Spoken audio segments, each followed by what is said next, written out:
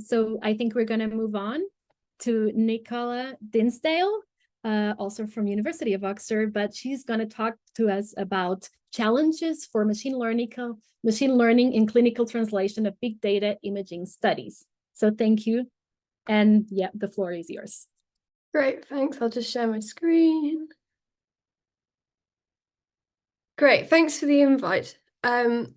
So as I'm sure everyone knows, medical imaging is ubiquitous across modern healthcare as a vital tool for early identification and monitoring of disease progression. Increasingly, AI in the form of deep learning is being applied to medical imaging. We're aiming to create tools that aid clinical decision-making and speed up workflows such that clinicians can spend as much time as possible with the patient and on important decision-making. In our work, we have applied deep learning for a range of applications, such as the delineation or segmentation of structures and pathologies, to understand disease progression, and for the creation of biomarkers. However, these results, and in fact, nearly all deep learning-based methods for medical imaging, have remained within the research domain and are yet to find an impact on clinical practice. So in this talk, I'm going to walk through some of the largest barriers currently for the clinical translation of deep learning methods and suggest some possible solutions and key considerations for the development of new methods. The first challenge I'm going to discuss is data availability.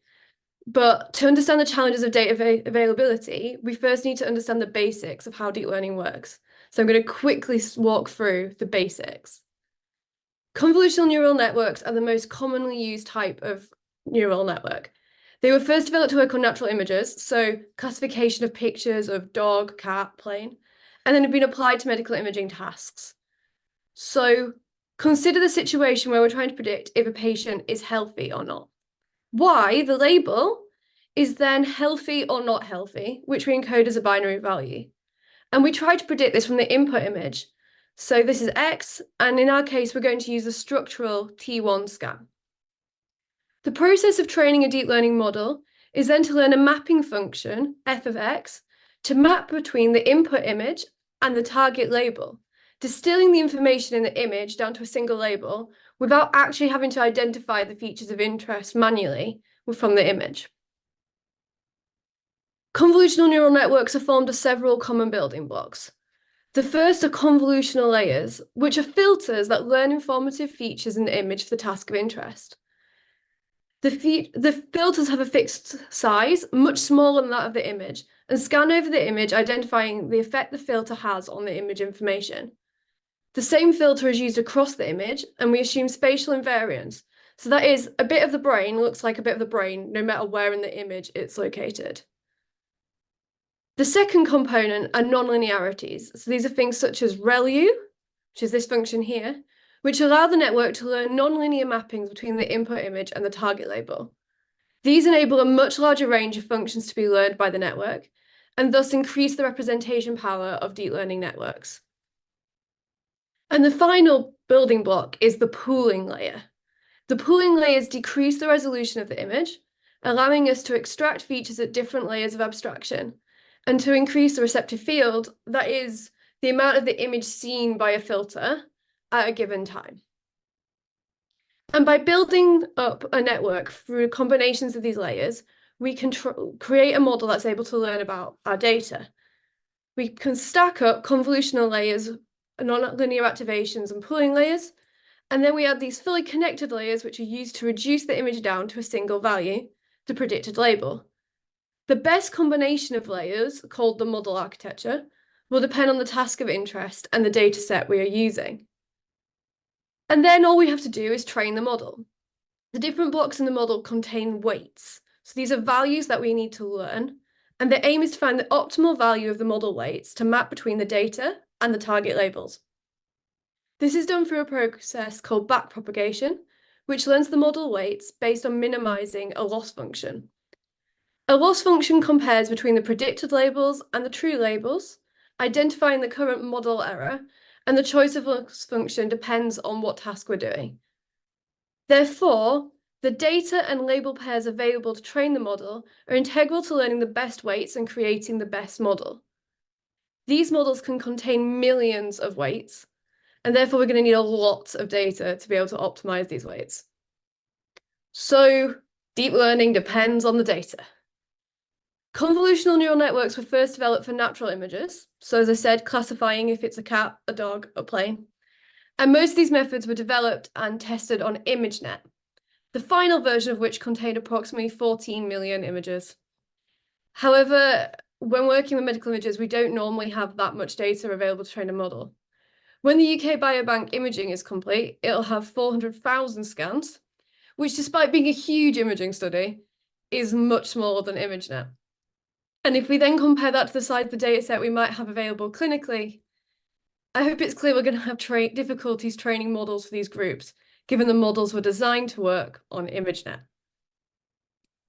And then we have an increased challenge because of the difference between clinical and research data. Not only are the populations often different, the types and the quality of the scan often differ due to time and money and constraints, and the differences in the questions being asked. And thus a model trained on research data is unlikely to be suitable for our clinical data. And then to amplify the challenge further, we need labels. For natural images, acquiring labels is relatively straightforward and can be produced by general members of the public. So when you've done those "Are you a robot?" checks, you are creating training label data for the big companies to train their models on. Is it a dog? Is it a motorbike? However, for medical images, this is not quite so straightforward. Creating labels requires large amounts of domain expertise and time. So especially for segmentation tasks, if we consider this label here, the yellow annotation, this requires a large amount of expertise and time, and many of the boundaries are unclear. Thus, even when we've got more data, the corresponding labels aren't necessarily available, preventing the use of standard supervised learning methods. We also get scanner differences, which create a domain shift, which affects model performance. This is known as the harmonization problem, which you'll probably know about. That means that a model trained on data from one scanner may not work on data from another scanner due to the scanner-related changes in the image characteristics. And this happens even when imaging protocols are being matched across sites. The large amount of parameters in neural networks means they overfit to the image characteristics, and therefore the performance becomes very sensitive to even small changes in the images. And finally, datasets can only provide a snapshot of information about populations, and many of the datasets we use encode biases. For instance, if we consider the UK Biobank, there's a bias between the ages of the male and female participants, largely due to the UK retirement age difference. The UK Biobank participants are disproportionately white compared to the UK population, and are disproportionately privileged compared to the overall UK population. Thus, the datasets don't represent our clinical populations, and the datasets encode biases which are learned by the networks and risk being perpetuated. So the current challenges are interlinked by the data available. Inevitably, the data we have collected can only be a snapshot of the population we wish to study. We need to better understand the limitations of the data we have available, for instance, through risk analysis to identify the underrepresented demographics in the data. Where underrepresented groups or other forms of training sample bias are identified, this should enable exploration of mitigation approaches. So we need to look at oversampling underrepresented group, simulating subjects, or targeted data collection to improve the representation of our data. The second set of challenges are around interpretability and trust, which really affect our ability to deploy deep learning methods. As I said before, deep learning models struggle to generalize to small changes in the data domain. Here we trained the model on a research dataset and applied it to a clinical dataset for tissue segmentation. And we found a large drop in performance, as you can see if you look at the prediction for the clinical scan. This for tissue segmentation isn't too bad because I can visually see the huge drop in performance. However, the major concern is that it occurs without any warning. While for this task we can see the change, for a task such as diagnosis, we'd have no ability to necessarily identify the failure, and so the deployment of the model would not be safe. Relatedly, neural networks have no semantic understanding of the data. So for this experiment, we trained a model on T1 structural scans to predict the age of a participant. And then at test time, we presented the model with random noise images. Because the model does not understand what a brain is and must output a prediction for an input image, the random noise image was given a predicted age of the average age of the dataset the model was trained on. Thus, the model doesn't fail safe. It gives us an answer, and they must be used with care.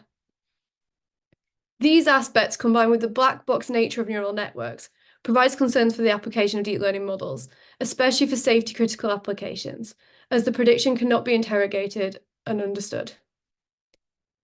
Thus, we need to develop better methods to explain why a prediction has been made, not just what drives the prediction.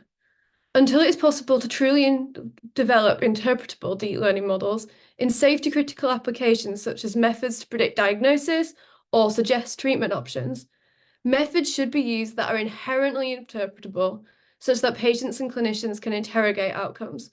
Otherwise, all we're doing is risking long-term damage to the trust of deep learning models, which perform really well given we're using them for the right task. The next aspect is model evaluation. So, as I said, deep learning needs labels, and we also need labels to evaluate the model performance. Without sufficient test labels and data to represent the population, we can't evaluate the performance of the model, and so we can't know if it's safe to use. We also have to decide how to assess the model performance. We can use evaluation metrics depending on the task, but metrics can only capture some aspects of the model performance, and not necessarily those that are the most important for clinical practice. For instance, if you look at the example on the slide, for segmentation, we normally minimize dice loss, so that measures the degree of overlap between the true label and the model prediction. But it's really biased towards large regions and often leads to small regions being missed. And these small regions, the identification of them may be critical, and thus minimizing the dice loss might not tell us what's important for clinical deployment. Similarly, depending on the application, it may be more important to minimize false positives or for another false negatives.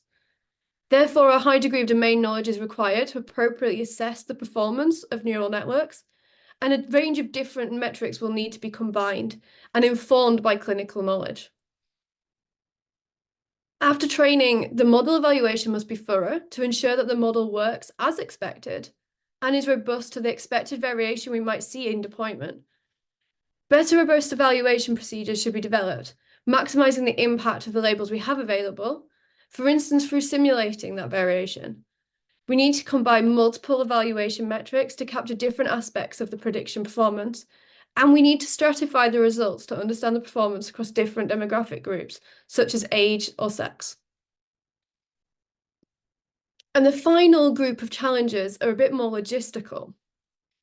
First, sophisticated deep learning models come with many millions of parameters, and they've been growing year on year.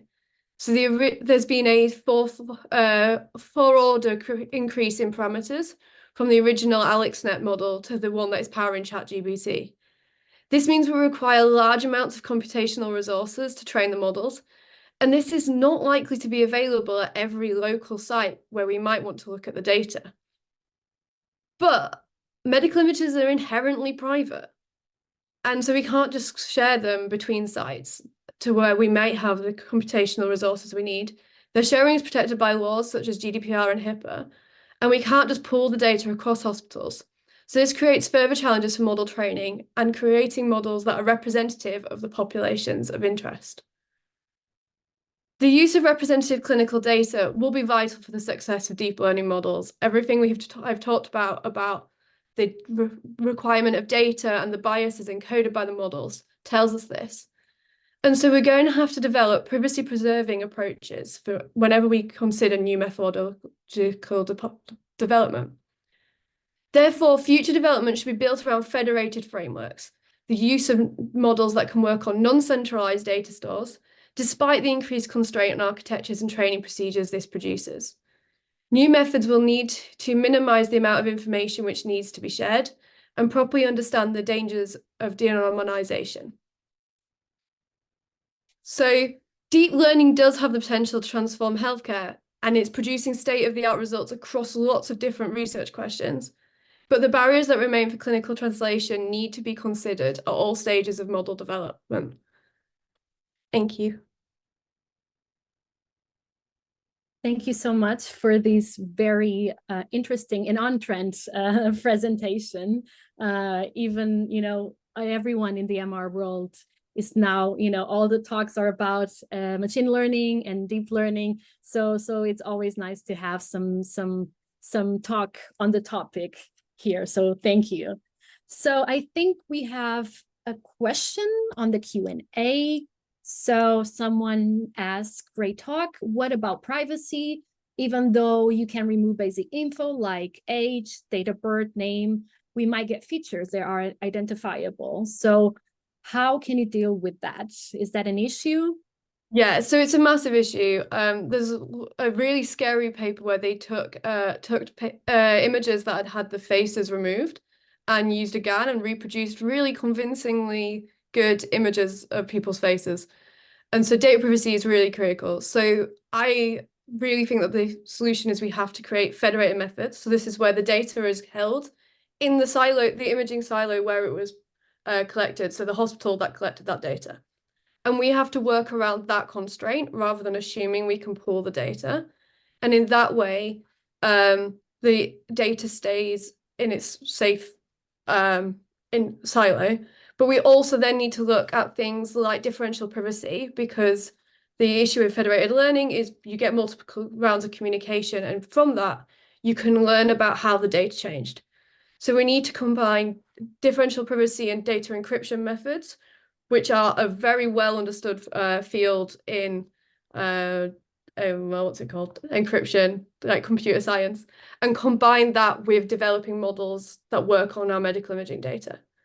But I think going forward, we need to develop methods where that's held central rather than tagging it on at the end, because it adds a lot of constraints onto the models that you can develop. Definitely. And it's interesting to see that, you have so many tools that are optimized for computer science, but then you move to medical data and it's just a complete different set of issues that you have to be aware, So yeah, just moving from 2D data to 3D data creates a whole new world of pain. And again, the data privacy and all these things that you have to be aware when you're dealing with data from someone else with sensitive issues. And okay, we have another question, but this time for Ben Tendler. He is asking, so this presentation was brilliant, extremely clear. Is it possible to obtain an estimate from these models about the accuracy of the feat? AKA, you can still get an estimate from noisy, corrupted data using a linear model, but you can evaluate its accuracy by looking at, for example, the residual. Is there any equivalent with deep learning to get a sense of the trust of the estimate? So there are lots of different uncertainty approaches that can be incorporated into models, but they come with two challenges. Firstly, they often require a big ensemble of models, so training the same model multiple times to make different predictions so that you can see how the predictions vary. That requires a lot of data, a lot of time, and is expensive. And the other challenge is calibrating the uncertainty values, because unfortunately at the end of the network you get these softmax values often. So if you're doing classification, you get values that look a lot like a probability, but they're not actually probabilities, and interpreting them as such is really dangerous. And so a really active and developing field that is very much not solved is how you calibrate these uncertainties to actually be meaningful. So people are working on it, but it's very much not solved. And they're largely for classification on ImageNet. So applying them to 3D MRI data is another step. Yeah, that sort of also goes like the explainable AI, which I think is it's very important, because you want to understand why those features were selected and if you can trust, these classifications. So Yeah. so Lots of the current methods for interpretability really focus on showing you which aspect of the image contributed, but not why. And it's like someone coming to your house. This is the analogy I've heard. Someone coming to your house and pointing at the roof and saying, that's why I valued it this amount. The roof, but not telling you yeah. what about the roof or why it made it more or less. It doesn't really tell you the information you need. Yeah, and that is the thing that we need as, you know, medical imaging people. So yeah, I agree. I think that is all of the questions that we had. Oh, no, we have another one. So great talk. Do you have recommendations on data splitting while developing models? Example, bootstrapping versus holdout. The For best way validating, really, sorry. For sorry. validating or assessing models, sorry. Yeah, so the best way really depends on how much labeled data you've got available.